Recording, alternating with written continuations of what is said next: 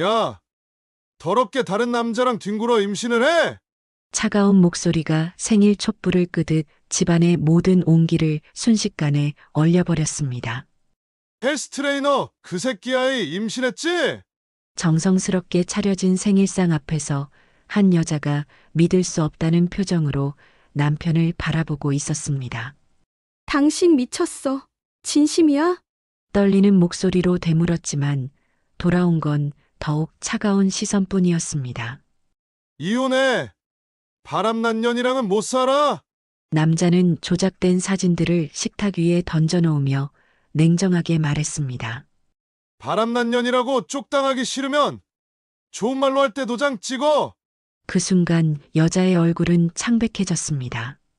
한 손으로는 아직 작은 배를 감싸 안으며 다른 한 손으로는 테이블을 짚고 간신히 버텼습니다.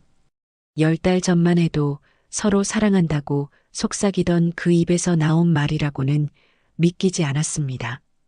대체 무슨 일이 벌어진 걸까요? 평범해 보였던 이 가정에 어떤 비밀이 숨겨져 있던 걸까요? 만약 여러분도 이 놀라운 반전의 전체 이야기가 궁금하시다면 잠시만 구독 버튼을 눌러주세요. 평범해 보이는 사람들의 숨겨진 이야기를 매일 전해드립니다. 그날 아침 박서연은 평소보다 일찍 일어났습니다. 남편 강민호의 46번째 생일이었거든요. 14년의 결혼 생활 동안 한 번도 빠뜨린 적 없는 생일상 차리기였습니다. 부엌에서는 이미 새벽 5시부터 끓여온 미역국이 구수한 냄새를 풍기고 있었습니다. 사태와 양지를 넣고 정성스럽게 우린 육수에 미역은 하루 전부터 불려서 준비했습니다. 민호가 가장 좋아하는 음식이었거든요. 프랑스에서 가져온 하얀 접시에는 색깔별로 정갈하게 담긴 반찬들이 놓여 있었습니다. 콩나물 무침, 시금치 나물, 도라지 볶음까지 모든 것이 민호의 입맛에 맞춰 간을 조절한 것들이었습니다. 아빠, 생일 축하드려요. 7살 서연이가 직접 그린 카드를 들고 달려왔습니다. 11살 지훈이도 뒤따라와서 아빠 어깨를 꼭 안았습니다. 아빠, 오늘은 정말 늦지 마세요.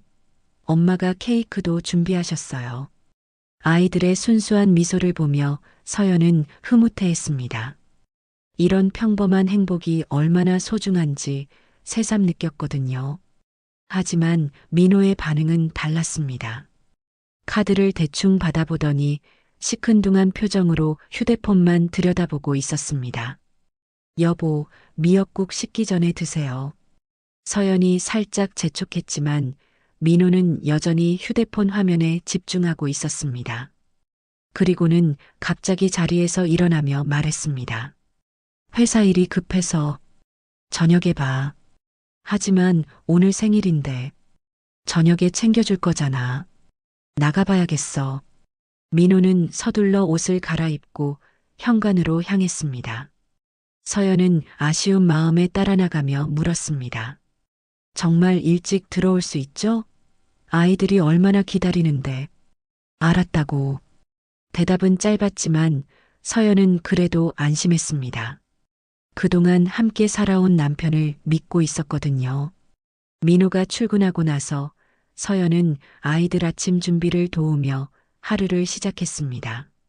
지훈이는 학교에, 서연이는 유치원에 보낸 후에야 비로소 혼자만의 시간이 생겼습니다. 그런데 민호가 급하게 나가면서 휴대폰 충전기가 빠진 채로 놓여 있었습니다. 서연은 충전기를 꽂아주려다가 화면에 떠오른 문자 메시지를 보게 되었습니다. 유라 실장입니다. 오늘 오전 10시 반 호텔 라운지에서 뵙겠습니다. 장유라. 민호가 종종 언급하던 회사 실장이었습니다. 똑똑하고 일 잘한다고 자주 칭찬하던 그 여자였죠. 하지만 왜 호텔 라운지에서 만나는 걸까요? 회사 회의실이나 사무실이 아니라 말이에요. 서연은 이상한 기분이 들었습니다. 하지만 곧 고개를 저었습니다. 민호를 의심하는 자신이 부끄러웠거든요. 그냥 중요한 거래처 미팅이겠지. 호텔이니까 격식을 차리려는 거야. 서연은 스스로를 달래며 집안일을 계속했습니다. 오늘 저녁 생일 파티 준비도 해야 했고 케이크도 주문해야 했거든요. 하지만 마음 한구석에서는 계속 불안한 기분이 사라지지 않았습니다. 마치 곧 큰 폭풍이 몰아칠 것 같은 예감이 들었거든요. 그때 서연은 아직 몰랐습니다. 그 문자 한 통이 자신의 인생을 완전히 바꿔놓을 시작이라는 것을. 오후가 되어서도 민호에게서는 아무런 연락이 오지 않았습니다. 평소 같으면 생일날만큼은 중간중간 안부 문자라도 보냈는데 말이에요. 서연은 점점 커져가는 불안감을 애써 무시하며 저녁 준비에 집중했습니다. 민호가 좋아하는 갈비찜과 잡채, 그리고 아이들이 좋아하는 치킨까지 온 가족이 함께 즐길 수 있는 풍성한 상을 준비했습니다. 해가 지고 저녁 시간이 되어서야 민호가 돌아왔습니다. 하지만 그의 표정은 아침보다도 더 차가웠습니다. 여보, 생일 축하해요. 어떤 하루였어요? 서연이 밝게 인사했지만 민호는 별다른 대답 없이 거실 소파에 털썩 앉았습니다. 아빠, 생일 파티예요. 아이들이 달려와 민호를 끌어당겼지만 그는 여전히 딱딱한 표정이었습니다.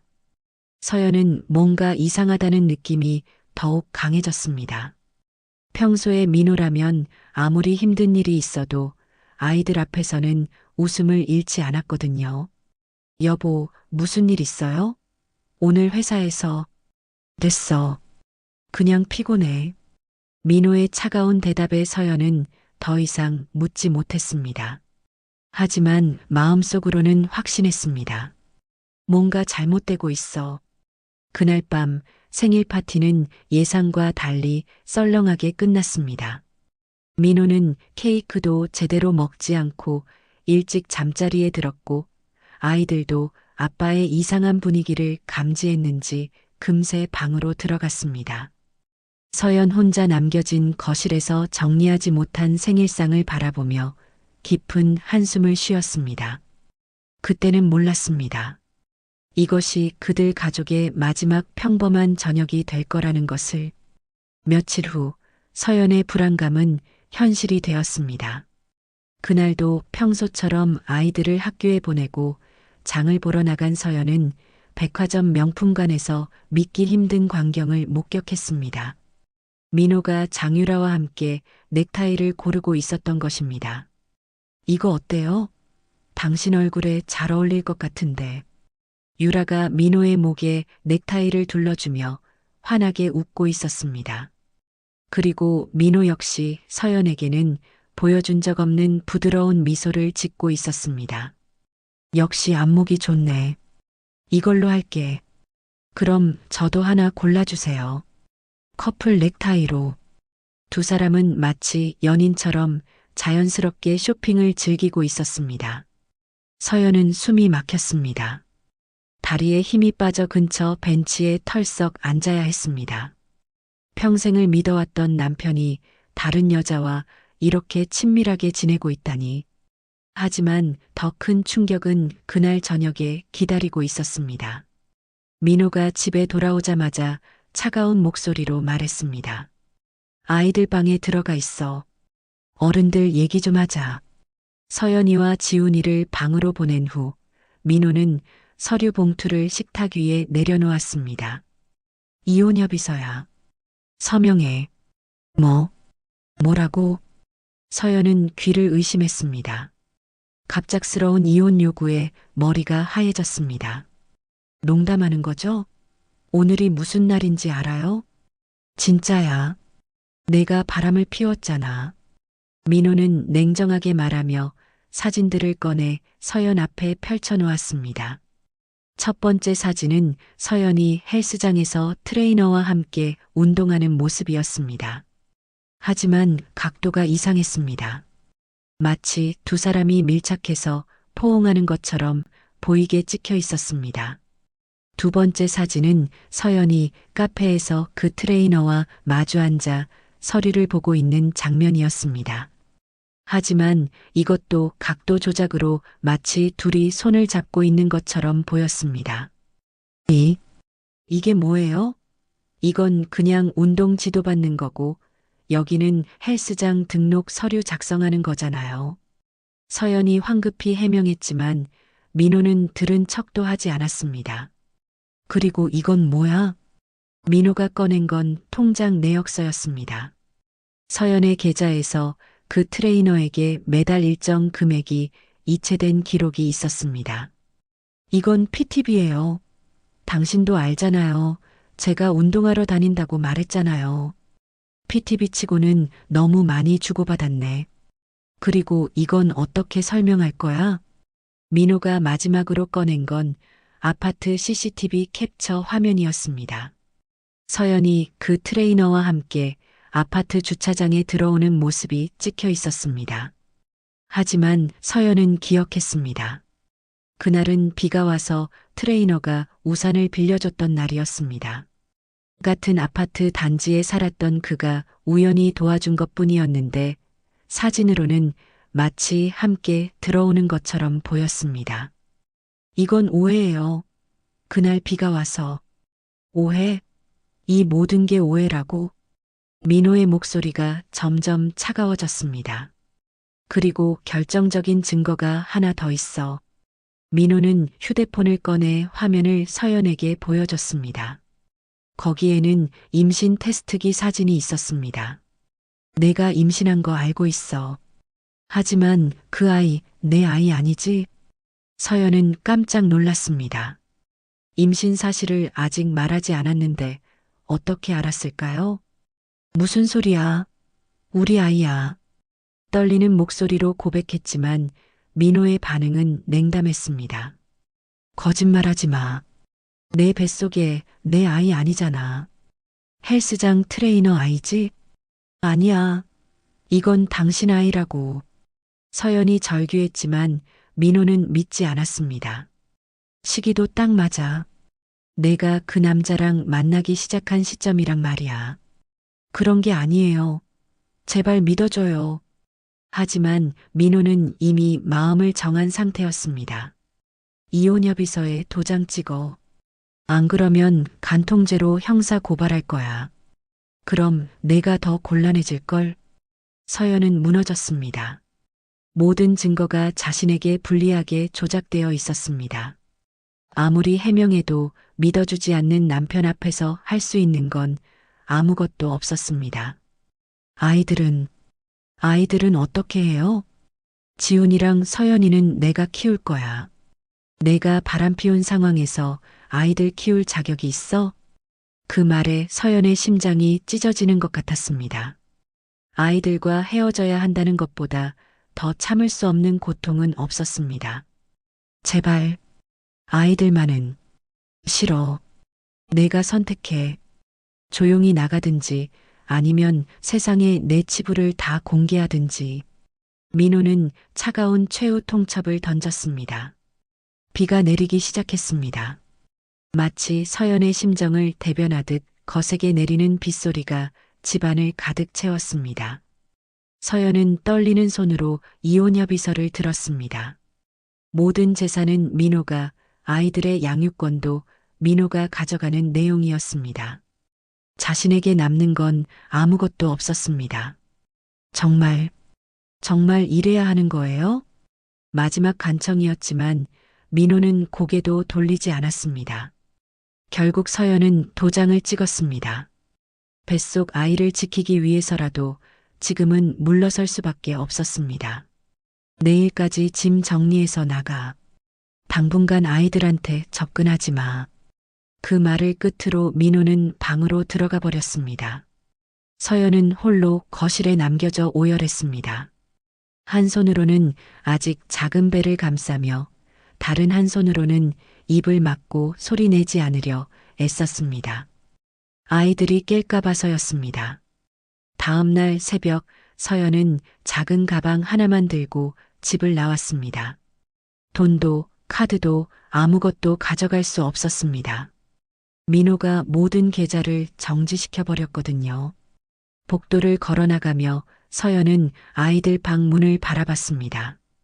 그 안에서 자고 있을 지훈이와 서연이를 생각하니 발걸음이 떨어지지 않았습니다. 하지만 어쩔 수 없었습니다. 지금은 뱃속 아이라도 지켜야 했으니까요. 비는 여전히 내리고 있었습니다. 서연은 한 손으로 배를 감싸고 빗속으로 걸어나갔습니다. 그렇게 14년의 결혼 생활이 하루아침에 끝나버렸습니다. 집에서 쫓겨난 서연은 갈 곳이 없었습니다. 우선 근처 모텔에 방을 잡았지만 가진 돈이라고는 지갑에 있던 5만 원이 전부였습니다. 하루 숙박비를 내고 나니 남은 건 10,000원도 안 되었습니다.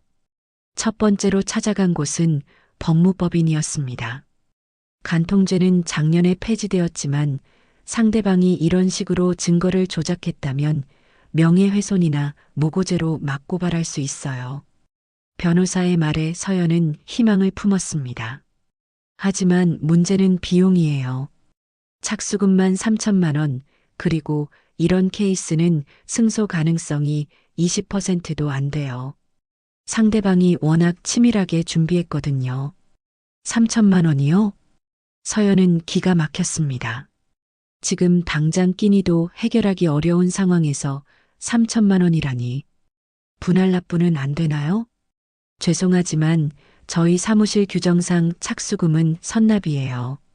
변호사는 딱 잘라 말했습니다. 서연은 절망적인 마음으로 법무법인을 나왔습니다. 법까지도 돈이 있어야 받을 수 있다는 현실이 잔혹했습니다. 다음으로 찾아간 곳은 대학 동창 미선이의 집이었습니다. 서연아, 오랜만이네. 그런데 얼굴이 왜 그래? 미선은 반갑게 맞아줬지만 서연이 사정을 설명하자 표정이 굳어졌습니다. 어머, 정말? 그런데 사실 나도 들었어. 뭘 들었는데? 내가 헬스장에서 바람을 피웠다는 얘기. 동네 맘카페에 올라왔더라고. 서연은 충격을 받았습니다. 벌써 소문이 퍼진 것입니다. 미선아, 그건 오해야. 나는 정말. 서연아, 미안한데 우리 남편이 알면 안 좋아할 것 같아. 요즘 동네 시선도 그렇고 며칠만 지나면 괜찮아질 거야. 결국 미선이도 서연을 받아주지 않았습니다. 다른 친구들도 마찬가지였습니다. 모두들 서연의 사정을 들어주기는 했지만 막상 도움을 청하면 핑계를 대며 피했습니다. 혼외 임신이라며? 요즘 세상에 그런 일이 있나? 아이 아빠가 누군지도 모른다던데? 애 낳고 나서 DNA 검사라도 해봐야겠네. 서연의 귀에 들려오는 수군거림이 비수처럼 꽂혔습니다. 결국 서연은 편의점에서 삼각김밥과 우유로 끼니를 때워야 했습니다. 하지만 입덧 때문에 제대로 먹을 수도 없었습니다. 한 입 먹으면 메스꺼움이 올라와 화장실로 뛰어가야 했습니다. 혹시 괜찮으세요? 편의점 직원이 걱정스럽게 물었습니다. 네, 괜찮습니다. 서연은 억지로 웃으며 대답했지만 사실 괜찮지 않았습니다. 몸도 마음도 모든 것이 무너져 내리고 있었습니다. 일주일이 지나자 가진 돈이 바닥났습니다. 모텔비를 낼 수 없게 된 서연은 찜질방을 전전해야 했습니다. 그마저도 며칠 버티지 못했습니다. 임신 초기의 몸으로는 견디기 힘든 환경이었습니다. 결국 서연은 마지막 선택을 해야 했습니다. 영천에 계신 어머니에게 전화를 걸었습니다. 어머니, 서연아, 목소리가 왜 그러니? 어머니 박영숙의 따뜻한 목소리에 서연은 눈물이 왈칵 쏟아졌습니다. 어머니, 저 집에 가도 될까요? 자세한 사정을 설명하지 않아도 영숙은 딸의 상황을 알아챘습니다. 그래, 어서 와라. 집이 어디 있겠니? 다음 날 서연은 영천행 버스에 몸을 맡겼습니다. 서울을 떠나며 창밖으로 스쳐 지나가는 풍경을 보니 지난 14년의 시간이 꿈만 같았습니다. 영천 버스터미널에 내렸을 때 영숙이 기다리고 있었습니다. 엄마. 서연은 어머니 품에 안겨 어린아이처럼 울었습니다. 그동안 억지로 참았던 모든 감정이 한꺼번에 터져 나왔습니다. 영숙은 아무 말 없이 딸의 등을 쓰다듬어 주었습니다. 집으로 가는 길, 서연은 오랜만에 보는 고향 풍경에 마음이 조금씩 진정되었습니다. 공기도 맑고 하늘도 넓었습니다. 영숙이 운영하는 꽃밭이 보였습니다. 500평 규모의 넓은 땅에 계절마다 다른 꽃들이 피어나는 곳이었습니다. 지금은 코스모스와 해바라기가 한창이었습니다. 와, 정말 예쁘다. 서연은 감탄했습니다. 서울에서 지낸 지 오래되어서 이런 자연 풍경이 새롭게 느껴졌습니다. 내가 어릴 때 자주 뛰어놀던 곳이야. 기억나니? 영숙의 말에 서연은 어린 시절 추억이 떠올랐습니다. 꽃밭에서 나비를 쫓아다니고 꽃다발을 만들어 어머니께 드리던 기억들이었습니다. 집에 도착하자 영숙은 따뜻한 미역국을 끓여주었습니다. 천천히 먹어라. 몸이 많이 상했구나. 어머니, 저 정말 잘못한 거 없어요. 정말로. 서연이 울먹이며 말하자 영숙은 딸의 손을 잡았습니다. 엄마가 널 믿는다. 내가 그런 아이가 아니라는 걸 누구보다 잘 아니까. 그 말에 서연은 다시 눈물을 흘렸습니다. 세상 모든 사람이 등을 돌려도 어머니만은 자신을 믿어준다는 것이 얼마나 고마운지 몰랐습니다. 그런데 정말 임신한 거야? 영숙이 조심스럽게 물었습니다. 네. 이제 2달째예요. 서연은 배를 쓰다듬으며 대답했습니다. 그럼 그 아이 아빠는? 민호예요. 분명히 민호 아이인데 아무도 믿어주지 않아요. 영숙은 깊게 한숨을 쉬었습니다. 시간이 지나면 다 밝혀질 거야. 지금은 내 몸부터 추스르자. 그날 밤 서연은 오랜만에 편안하게 잠들 수 있었습니다. 어머니의 따뜻한 보살핌과 고향의 평온함이 지친 마음을 달래주었습니다. 하지만 새벽에 깨어 창문을 내다본 서연의 마음은 복잡했습니다. 저 멀리 서울 방향을 바라보며 지훈이와 서연이를 생각했습니다. 엄마가 꼭 돌아갈게. 조금만 기다려. 서연은 뱃속 아이에게도 속삭였습니다.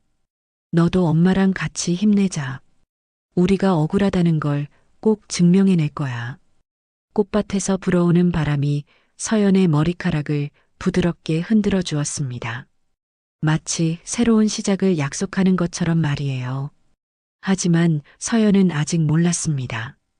자신에게 숨겨진 재능이 있다는 것을, 그리고 그 재능이 자신의 인생을 완전히 바꿔놓을 거라는 것을. 영천에 온 지 1달이 지났습니다.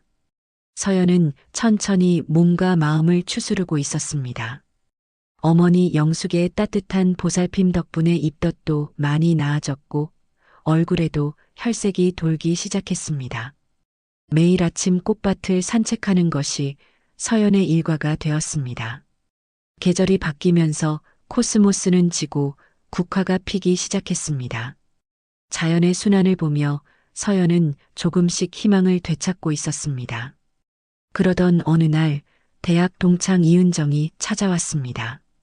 서연아. 은정은 오랜만에 만난 친구를 반갑게 안아주었습니다.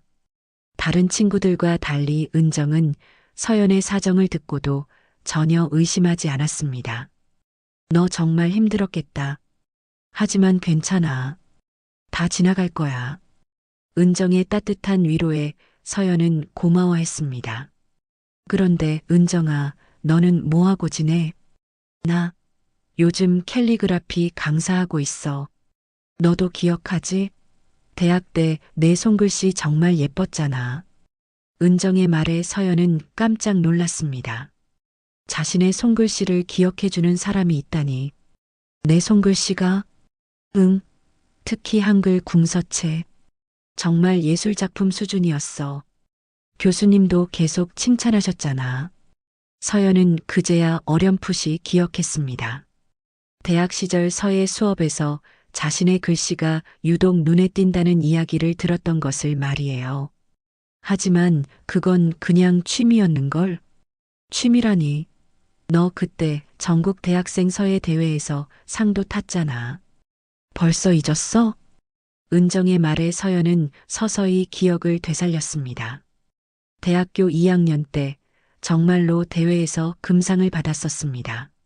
하지만 결혼하고 아이 키우느라 완전히 잊고 있었던 일이었습니다. 서연아, 나한테 좋은 아이디어가 있어. 은정이 눈을 반짝이며 말했습니다. 요즘 감정 치유 캘리그라피가 인기야. 사람들이 힘들 때 예쁜 글씨로 위로받고 싶어 하거든. 너 같은 실력이면 충분히 할 수 있어. 감정 치유 캘리그라피? 응. 상처받은 사람들에게 희망을 주는 글귀를 예쁜 글씨로 써주는 거야. 요즘 SNS에서 정말 인기 있어. 서연은 흥미가 생겼습니다. 자신처럼 힘든 사람들에게 위로를 줄 수 있다는 생각에 마음이 따뜻해졌습니다. 하지만 내가 할 수 있을까? 너무 오랫동안 안 써봐서. 한번 해볼래? 나 종이랑 붓 가져왔어. 은정은 가방에서 한지와 붓을 꺼냈습니다. 서연은 조심스럽게 붓을 들었습니다. 오랜만에 잡는 붓이 어색하면서도 친숙했습니다. 뭘 써볼까? 내가 지금 가장 하고 싶은 말을 써봐. 서연은 잠시 생각했습니다. 그리고 천천히 붓을 움직였습니다. 내일은 반드시 핀다. 6글자가 한지 위에 흘러내렸습니다. 서연의 손에서 나온 글씨는 정말 아름다웠습니다. 각 글자마다 생명력이 넘쳤고 보는 사람의 마음을 위로해주는 따뜻함이 있었습니다. 와, 정말 대단해. 은정이 감탄했습니다. 이런 실력으로 그냥 집에만 있으면 아까워. 서연아, 정말 시작해보자. 영숙도 다가와서 딸의 글씨를 보았습니다. 어머, 우리 서연이가 이런 재주가 있었구나. 정말 마음이 편안해지는 글씨네. 가족들의 격려에 서연은 용기를 얻었습니다. 그럼 한번 해볼까? 그날부터 서연은 본격적으로 캘리그라피 연습을 시작했습니다. 오랜만에 잡는 붓이었지만 손에 익숙하게 감겼습니다. 마치 원래 자신의 것이었던 것처럼 말이에요. 은정이 SNS 계정을 만들어 주었습니다. 일단 내 작품 몇 개 올려보자. 어떤 반응이 오는지 보고. 서연은 꽃밭을 배경으로 자신이 쓴 글씨를 사진으로 찍어 올렸습니다. 첫 번째 글귀는 내일은 반드시 핀다였습니다. 두 번째는 지금 이 순간도 소중하다였습니다. 세 번째는 꽃도 때가 와야 핀다였습니다. 모두 서연이 지금 자신에게 해주고 싶은 말들이었습니다. 놀랍게도 반응이 폭발적이었습니다. 글씨가 정말 아름다워요. 마음이 위로가 됩니다. 이런 글귀 엽서로 만들어서 팔면 사고 싶어요. 액자로 만들어주세요. 댓글이 계속 달렸고 주문 문의도 쏟아져 들어왔습니다. 서연은 믿을 수 없었습니다. 자신의 글씨가 이렇게 많은 사람들의 마음을 움직일 수 있다니. 서연아, 대박이야. 벌써 엽서 주문이 100장이나 들어왔어. 은정이 흥분해서 말했습니다. 정말요? 응. 그리고 머그컵이나 액자로도 만들어 달라는 사람들이 많아. 서연은 가슴이 뛰었습니다. 오랜만에 느끼는 설렘이었습니다. 영숙도 딸을 응원했습니다. 우리 꽃밭 사진이랑 내 글씨랑 합치면 더 예쁠 것 같은데? 맞아요. 꽃밭 배경에 캘리그라피 조합이면 완전 힐링이겠어요. 그날부터 서연은 매일 새로운 글귀를 써서 올렸습니다. 상처도 꽃이 될 수 있다. 오늘 하루도 잘 버텼다. 내가 있어서 세상이 아름답다. 각각의 글귀마다 서연의 진심이 담겨 있었습니다. 자신처럼 힘든 사람들에게 조금이나마 위로가 되었으면 하는 마음이었습니다. 주문이 계속 늘어났습니다. 엽서는 물론이고 머그컵, 액자, 심지어 티셔츠까지 주문이 들어왔습니다. 서연은 매일 밤늦게까지 작품을 만들었습니다. 하지만 전혀 힘들지 않았습니다. 오히려 행복했습니다. 자신이 만든 것으로 누군가가 기뻐한다는 것이 이렇게 보람 있는 일인지 처음 알았습니다. 한 달 후 서연의 통장에는 생전 처음 보는 금액이 들어와 있었습니다. 이게 정말 내 돈이야? 서연은 믿기지 않았습니다. 자신의 손글씨로 이렇게 큰 돈을 벌 수 있다니. 당연히 내 돈이지. 내가 정말 대단한 거야. 은정이 자랑스럽게 말했습니다. 그날 밤 서연은 꽃밭에 나가 밤하늘을 올려다보았습니다. 뱃속 아이에게 조용히 속삭였습니다. 봐, 엄마가 해낼 수 있어. 우리 둘 다 잘 살 수 있을 거야. 별들이 서연의 말에 대답하듯 반짝였습니다. 하지만 서연은 아직 몰랐습니다. 자신의 성공을 지켜보고 있는 누군가가 있다는 것을, 그리고 그들이 곧 서연을 공격할 준비를 하고 있다는 것을 말이에요. 서연의 마음에 꽃이 피다 브랜드가 입소문을 타기 시작했습니다. 한 달 만에 팔로워가 5만 명을 넘어섰고 전국 각지에서 주문이 쏟아져 들어왔습니다. 서연이 직접 쓴 캘리그라피와 영천 꽃밭의 아름다운 사진이 조합된 작품들은 사람들의 마음을 사로잡았습니다.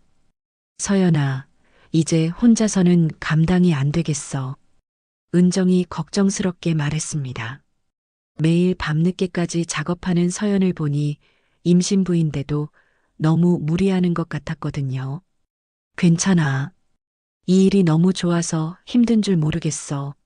서연은 정말 행복했습니다. 자신의 글씨로 누군가에게 위로를 줄 수 있다는 것, 그리고 그것으로 경제적 자립까지 할 수 있다는 것이 꿈만 같았습니다. 마을 아주머니들도 서연을 돕기 시작했습니다. 서연아, 포장 작업은 우리가 도와줄게. 엽서 코팅하는 것도 맡겨라. 꽃밭 관리는 우리가 할 테니까 글씨 쓰는 것만 집중해.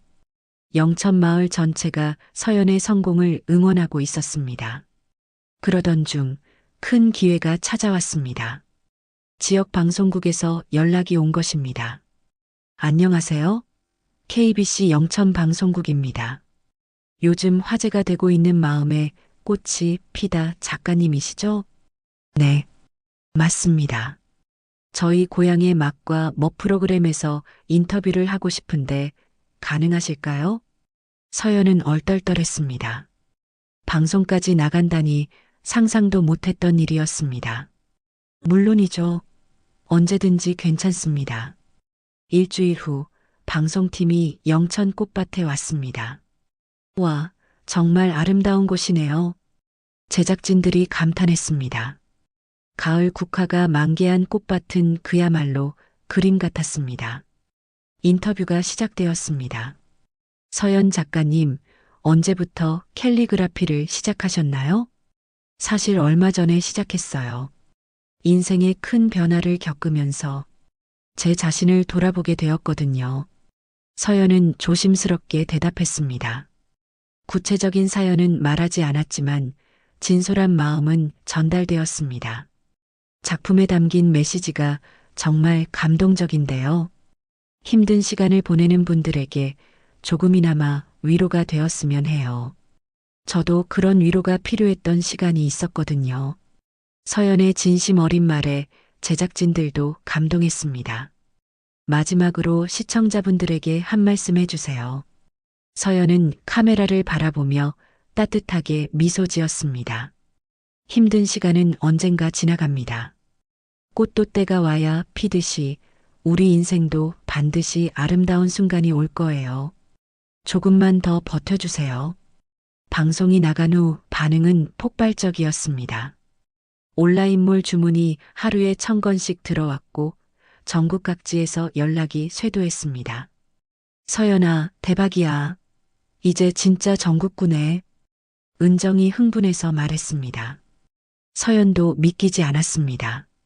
불과 2달 전만 해도 빈손으로 쫓겨났던 자신이 이렇게 성공할 수 있다니. 하지만 성공과 함께 예상치 못한 문제들이 생기기 시작했습니다. 첫 번째 문제는 식품의약품안전처에서 온 연락이었습니다. 캘리그라피 머그컵 제품에 대한 신고가 들어왔습니다. 식품 접촉 용기로 사용하려면 별도 인증이 필요한데요. 신고요? 누가요? 익명 신고입니다. 일단 판매 중단하시고 인증 절차를 밟으셔야 합니다. 두 번째는 세무서였습니다. 사업자 등록 없이 영업하고 계시죠? 탈세 신고가 들어왔는데요. 하지만 아직 정식 사업을 시작한 지 얼마 안 됐는데 규모가 이미 사업자 등록 대상입니다. 과태료와 함께 소금 납세하셔야 해요. 세 번째는 소방서였습니다. 작업장 화재 위험 신고가 들어왔습니다. 즉시 점검 나가겠습니다. 연달아 터지는 신고들의 서연은 당황했습니다. 이상해. 어떻게 이런 일들이 동시에? 은정도 의심스러워했습니다. 누군가 의도적으로 방해하는 것 같은데? 더 큰 문제는 온라인에서 시작되었습니다. 갑자기 서연의 SNS에 악성 댓글들이 달리기 시작했습니다. 혼의 임신녀가 치유를 운운한다고? 뱃속의 아빠부터 밝히라. 사기꾼한테 속지 마세요. 불륜녀가 감히 도덕을 말하나? 댓글들은 점점 더 악랄해졌습니다. 서연의 과거를 파헤치는 내용들이 올라오기 시작했습니다. 영천 박신의 딸, 남편 배신하고 도망쳤다던데? 애 아빠도 모르면서 뻔뻔하게 장사한다.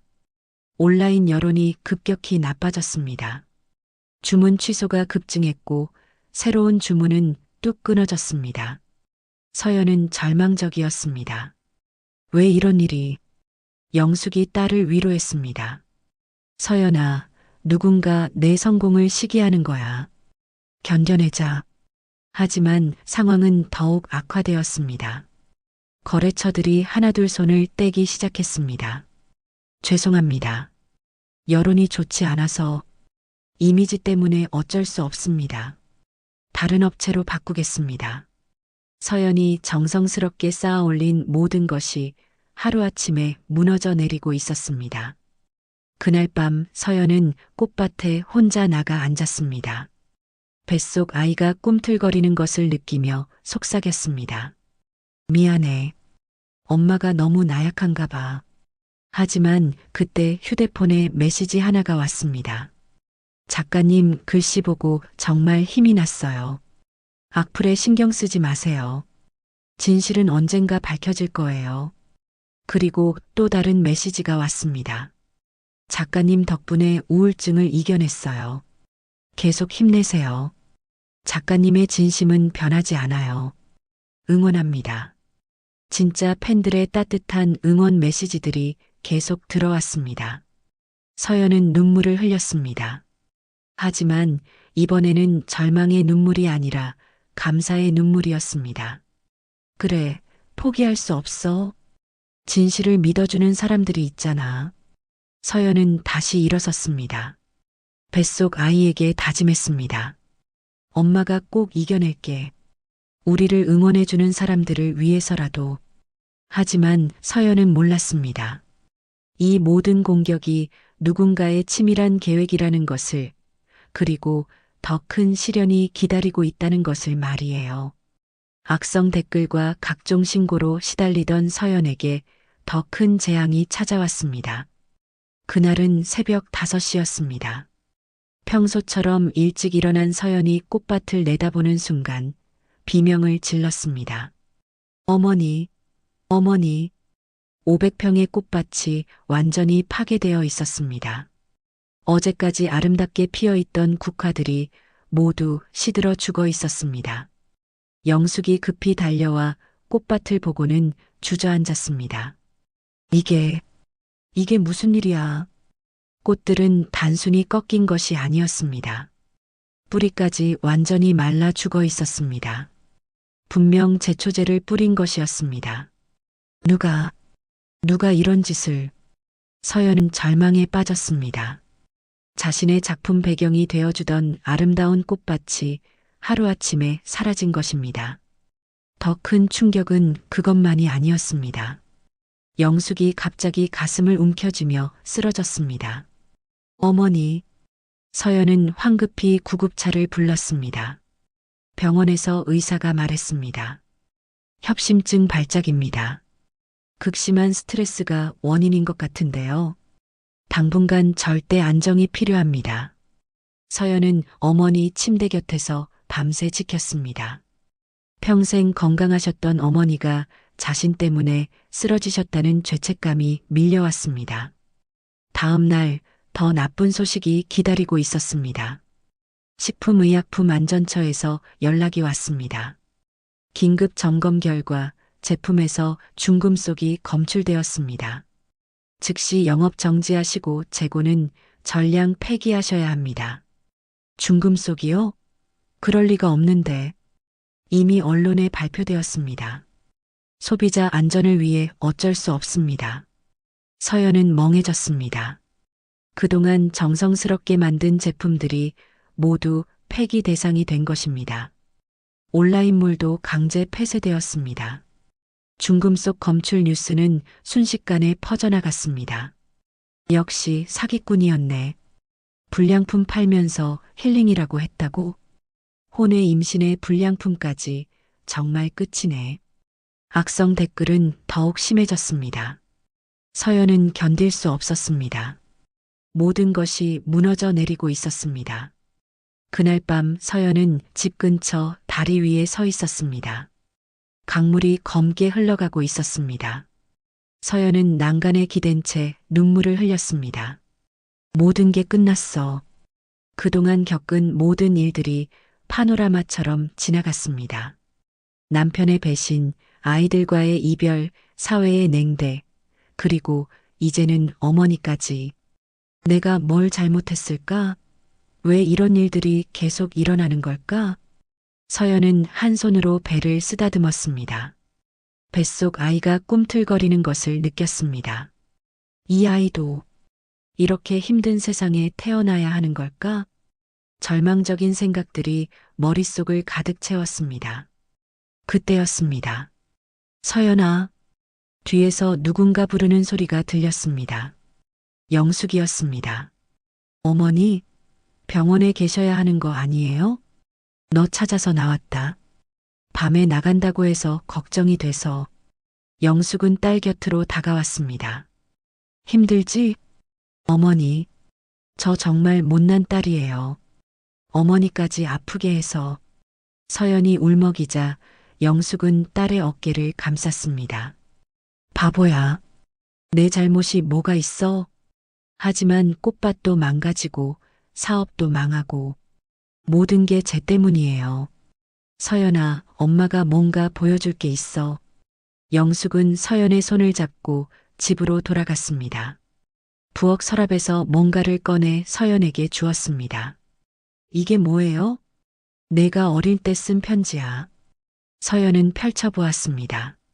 어린 시절 자신의 글씨로 이렇게 쓰여 있었습니다.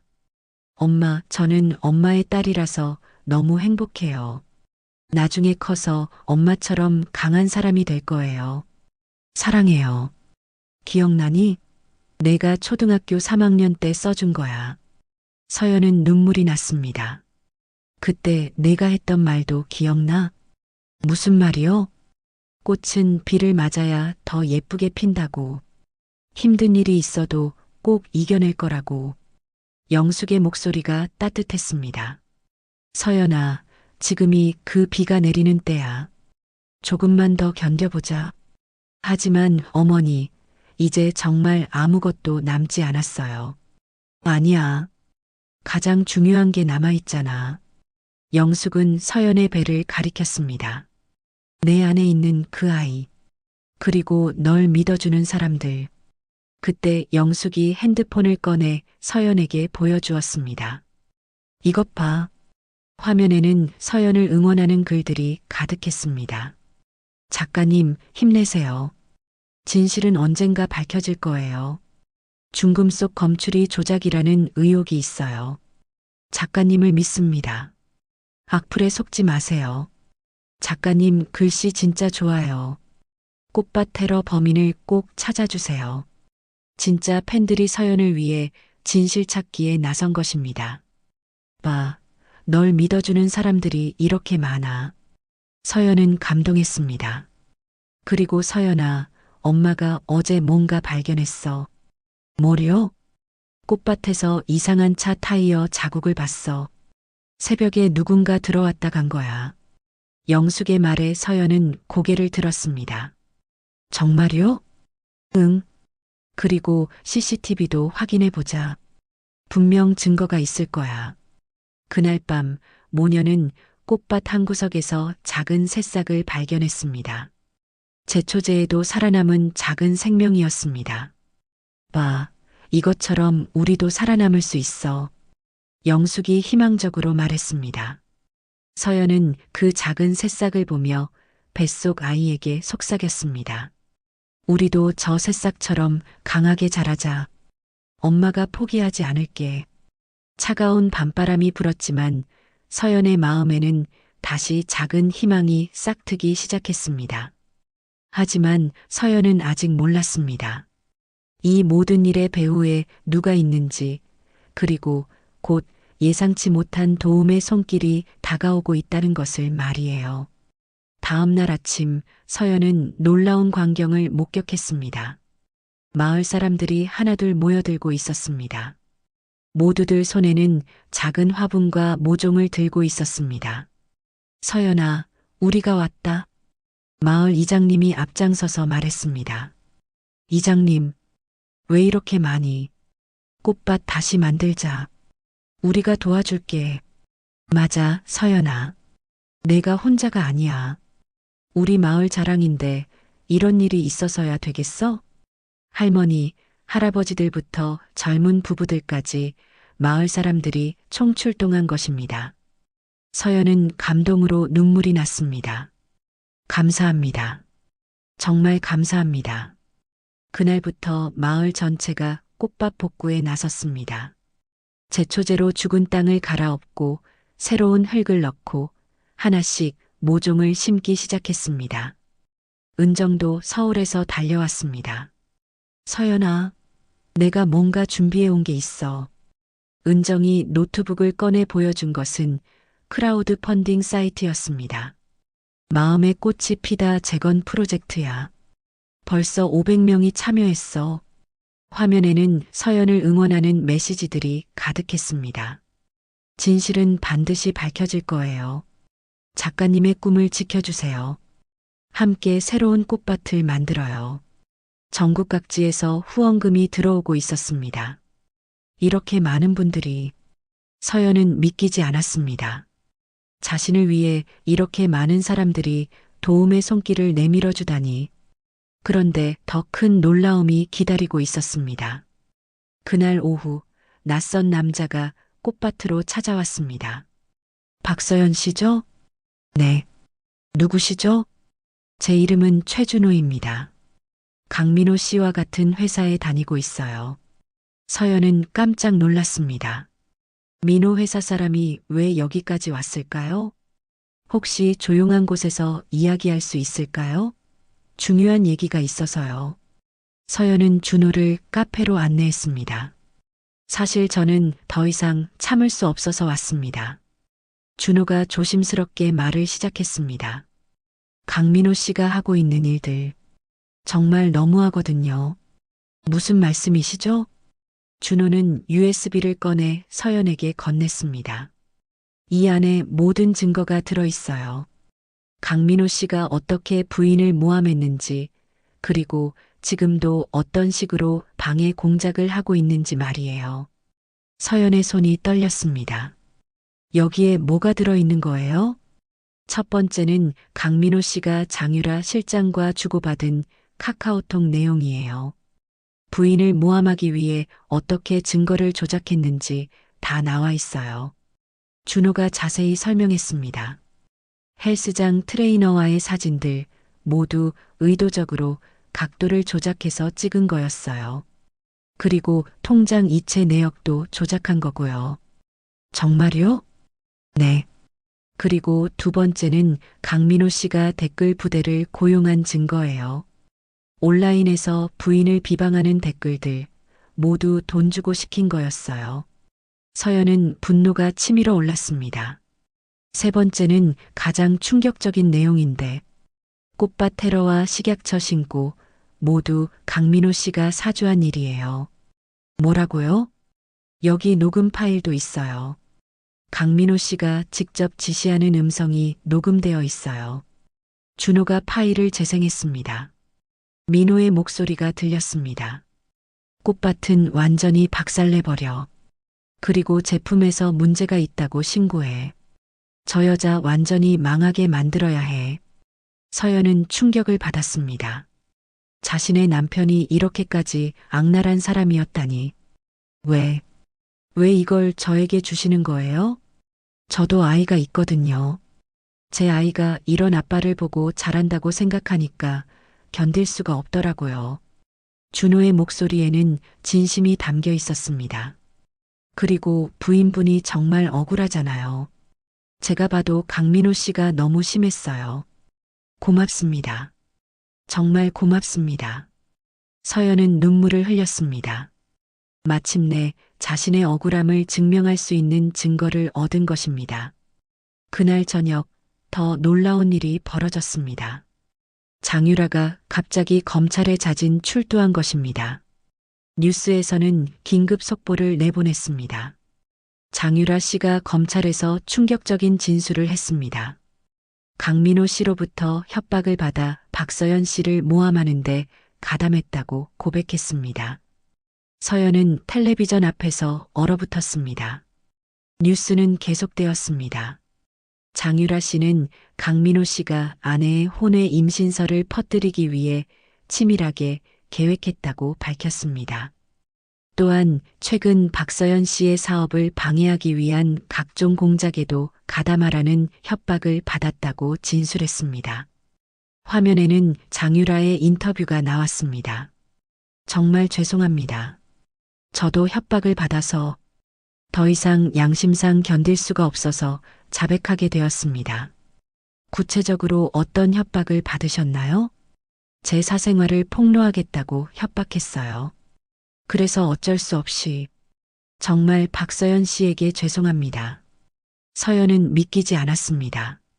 자신을 배신했던 장유라가 오히려 진실을 밝혀준 것입니다. 휴대폰이 울렸습니다. 은정에게서 온 전화였습니다. 서연아, 봤어? 뉴스 봤어? 응, 지금 보고 있어. 이제 모든 게 밝혀졌어. 내가 결백하다는 게 증명된 거야. 그 순간 서연은 무너져 내렸습니다. 기쁨의 눈물이었습니다. 오랫동안 품고 있던 억울함이 마침내 풀린 것입니다. 영숙이 딸을 꼭 안아주었습니다. 다 끝났다, 서연아. 이제 내 억울함이 모두 풀렸어. 그날 밤 서연은 뱃속 아이에게 속삭였습니다. 이제 당당하게 세상에 나올 수 있어. 엄마가 결백하다는 게 증명됐거든. 인터넷에는 서연을 응원하는 댓글들이 폭발적으로 늘어났습니다. 서연 작가님, 정말 고생 많으셨어요. 진실은 결국 밝혀지는군요. 이제 당당하게 활동하세요. 꽃밭 재건 응원합니다. 마침내 진실이 승리한 순간이었습니다. 하지만 서연의 진짜 승부는 이제부터 시작이었습니다. 모든 것을 되찾고 더 큰 꿈을 이루어 나가야 했으니까요. 진실이 밝혀진 후 모든 것이 급변했습니다. 먼저 법정에서 결정적 순간이 찾아왔습니다. 재판장님, 피고 강민호는 증거 조작, 명예훼손, 업무방해 등 다수의 범죄를 저질렀습니다. 검사가 준호가 제공한 USB와 장유라의 진술서를 제출했습니다. 특히 임신한 아내를 혼외 임신으로 모함하고 사업을 고의로 방해한 행위는 매우 악질적입니다. 민호는 변호사석에서 초췌한 모습으로 앉아 있었습니다. 더 이상 변명할 여지가 없었습니다. 그리고 재판장님, 가장 중요한 증거를 제출하겠습니다.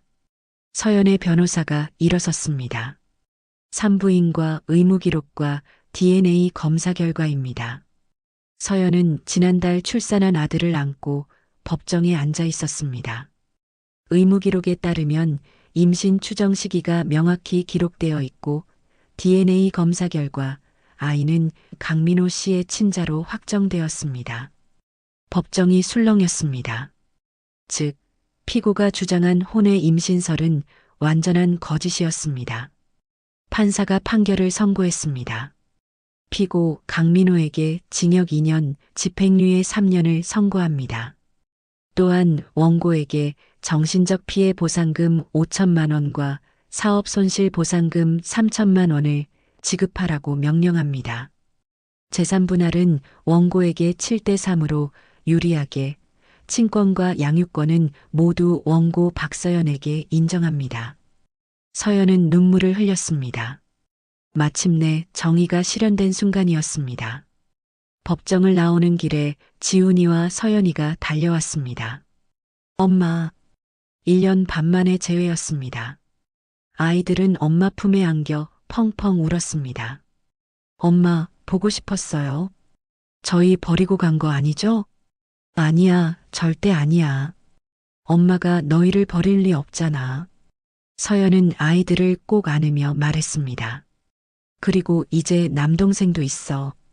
서연이 유모차 속 아기를 가리키자 아이들이 신기해했습니다. 우와, 정말 귀여워요. 이름이 뭐예요? 민준이야. 너희 남동생 민준이. 아기 민준이가 작은 손으로 형과 누나의 손가락을 움켜쥐는 순간 가족이 다시 하나가 되었습니다. 한편 크라우드 펀딩의 성공과 전국적 응원에 힘입어 서연의 사업도 새롭게 출발했습니다. 서연아, 주문이 어마어마하게 들어왔어. 은정이 흥분해서 말했습니다. 진실이 밝혀진 후로 주문이 폭증했어. 하루에 2,000건씩 들어오고 있어. 더 놀라운 것은 전국 각지에서 제휴 제안이 쏟아진 것입니다. 백화점에서 팝업 스토어 열자고 하고, 출판사에서는 에세이집 내자고 하고, 방송국에서는 다큐멘터리 찍자고 해. 서연은 꿈만 같았습니다. 가장 큰 변화는 꽃밭이었습니다. 마을 사람들과 전국에서 온 자원봉사자들 덕분에 500평이 2,000평으로 확장되었습니다. 우와, 정말 장관이네. 봄이 되자 꽃밭은 그야말로 꽃의 바다가 되었습니다. 벚꽃, 개나리, 진달래, 튤립까지 사계절 내내 꽃이 피는 정원으로 탄생한 것입니다. 서연은 이곳에 카페와 갤러리를 겸한 마음에 꽃이 피다 매장을 열었습니다. 개장 첫날 전국에서 사람들이 몰려왔습니다. 와, 정말 예쁘다. 사진으로만 보던 곳인데 실물이 더 아름다워요. 서연 작가님 글씨 실물로 보니까 정말 감동이에요. 매장 벽면에는 서연의 대표작들이 액자에 걸려 있었습니다. 내일은 반드시 핀다. 꽃도 때가 와야 핀다. 상처도 꽃이 될 수 있다. 각각의 글귀마다 방문객들이 감탄했습니다. 이 글귀 보고 정말 힘이 났어요. 저도 힘든 시기에 작가님 글씨 보고 버텼어요. 서연은 방문객들과 이야기를 나누며 보람을 느꼈습니다. 힘든 일이 있으시면 언제든 오세요. 꽃들이 위로해 드릴 거예요. 1년 후 서연의 브랜드는 전국 규모로 성장했습니다. 온라인몰은 물론이고 전국 주요 도시에 매장이 생겼습니다. 서연이 직접 쓴 캘리그라피 제품들은 힐링 아이템으로 큰 인기를 끌었습니다. 하지만 서연이 가장 소중하게 여기는 것은 여전히 영천의 꽃밭이었습니다. 어느 새벽 서연은 민준이를 포대기에 업고 꽃밭을 산책했습니다. 민준아, 여기가 엄마랑 너의 시작점이야. 아기는 꽃향기를 맡으며 방긋 웃었습니다. 영숙도 함께 걸었습니다. 서연아, 정말 대견하다. 이 모든 걸 내가 해낸 거야. 어머니가 계셨으니까 가능한 일이었어요. 그런데 민호는 어떻게 지내려나? 영숙이 걱정스럽게 물었습니다. 연락은 안 하지만 지훈이와 서연이 만나는 것은 허락했어요. 아이들에게는 아빠니까요. 서연의 마음에는 더 이상 원망이 없었습니다. 모든 일에는 다 이유가 있었나 봐요. 그 일이 없었다면 제가 이런 재능이 있는 줄도 몰랐을 테니까. 그때 해가 떠올랐습니다. 꽃밭 전체가 황금빛으로 물들었습니다. 서연은 민준이에게 속삭였습니다. 봐, 민준아. 사람도 아이도 꽃도 때가 되면 반드시 핀다. 그 순간 꽃향기를 실은 바람이 불어왔습니다. 마치 새로운 시작을 축복해 주는 것 같았습니다. 멀리서 지훈이와 서연이가 뛰어오는 모습이 보였습니다. 엄마, 우리도 꽃밭 구경 갈래요. 그래, 같이 가자. 서연은 새 아이와 함께 꽃밭으로 걸어갔습니다. 어제의 상처는 오늘의 꽃이 되었고, 오늘의 꽃은 내일의 희망이 될 것입니다. 그렇게 서연의 새로운 인생이 활짝 피어났습니다. 꽃밭에서 불어오는 바람처럼 따뜻하고 아이들의 웃음소리처럼 희망찬 미래를 향해서 말이지요. 여러분, 이 이야기를 어디에서 듣고 계시나요? 댓글로 알려주시면 감사한 마음으로 인사드리고 싶습니다. 지금까지 사연 빛나는 밤이었습니다. 감사합니다.